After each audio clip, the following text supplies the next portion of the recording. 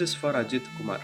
இப்போ இவரை பற்றி தான் மொத்த தமிழ்நாடுமே பேசிக்கிட்டு இருக்கு. 27ஆம் தேதி சிவகங்கை மாவட்டத்தில் மடப்புறம் அப்படிங்கிற இடத்துல ஒரு அம்மன் கோயில் இருக்குது. அங்கே டெம்பரவரி செக்யூரிட்டியாக இவர் ஒர்க் பண்ணிட்டு இருந்திருக்காரு. அப்போது அங்கே வந்த ஒருத்தங்க இந்த காரை பார்க் பண்ணிவிடுங்க அப்படின்னு சொல்லிட்டு கீயை இவர்கிட்ட கொடுத்துருக்காங்க. ஆனால் அஜித்துக்கு கார் ஓட்ட தெரியாது. அப்புறம் ஃப்ரெண்டை வச்சு அந்த காரை பார்க் பண்ணியிருக்காரு. சாவி கொடுத்தவங்க திரும்ப வந்து காரை எடுத்துகிட்டு வீட்டுக்கு போகிறாங்க. அப்போ தான் செக் பண்ணுறாங்க, அதில் வந்துட்டு அவங்க வச்ச நகையை காணும். ஸோ போலீஸ்கிட்ட போயிட்டு ரிட்டன் கம்ப்ளைண்ட் கூட அவங்க கொடுக்க, செக்யூரிட்டியாக இருந்த ஒருத்தர் சாவியை கொடுத்து பார்க் பண்ண சொன்னோம் அப்படிங்கிற மாதிரி வாயால் தான் சொல்லியிருக்காங்க. ரிட்டன் கம்ப்ளைண்ட் கூட அவங்க மேலே சந்தேகமாக இருக்குது அப்படிங்கிற மாதிரி சொல்லியிருக்காங்க. போலீஸ் வந்து அஜித் குமார் விசாரிக்கிறதுக்கு கூட்டிகிட்டு போயிருக்காங்க. விசாரிக்க கூட்டிகிட்டு போனவங்க போலீஸ் ஸ்டேஷனுக்கே கூட்டிகிட்டு போகாமல் நிறைய இடங்களில் வச்சு அவரை விசாரிச்சிருக்காங்க. மாட்டு தொழுவத்துலலாம் வச்சு அடிச்சிருக்காங்க.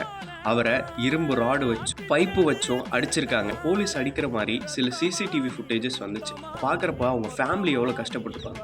இது மட்டும் இல்லாமல் அஜித் குமாரோட தம்பியும் கூட்டிகிட்டு போய் அடிச்சிருக்காங்க. தென் அஜித் குமாரோட யூரின் போகிற இடத்துலையும் வாயிலையும் மிளகா பொடியை தூவியிருக்காங்க.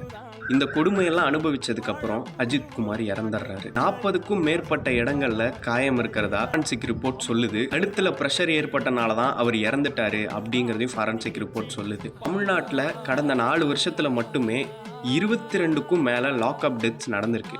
ஆனால் லாக்அப் டெத்துன்னு கூட சொல்ல முடியாது. ஏன்னா அவரை போலீஸ் ஸ்டேஷனுக்கே கூட்டிகிட்டு போகல, வெளியே எந்தெந்த இடத்துலையோ வச்சு அடித்து இப்படி கொடுமைப்படுத்தி அவரை கொண்டிருக்காங்க. முதலமைச்சர் அவங்க ஃபேமிலிக்கு கால் பண்ணி என்னமோ உங்களுக்கு பண்ணி கொடுக்க சொல்கிறேன், நான் மன்னிப்பு கேட்டுக்கிறேன் அப்படிங்கிறாரு. நீங்கள் பண்ண வேண்டியது என்ன? இதுக்கு முன்னாடி 22க்கும் மேற்பட்ட லாக்அப் டெத் கேசஸ் நடந்தது. அவங்களுக்குலாம் நீதி கிடைச்சிருச்சா? இன்னும் கிடைக்கல. அந்த போலீஸ்காரங்கெல்லாம் வீட்டில் உட்காந்து இன்னுமே சம்பளம் வாங்கிட்டு தான் இருக்காங்க. அந்த மாதிரி ஆயிடக்கூடாது அப்படின்னா பேர் இதுக்காக வாய்ஸ் அவுட் பண்ணிக்கிட்டு இருக்காங்க.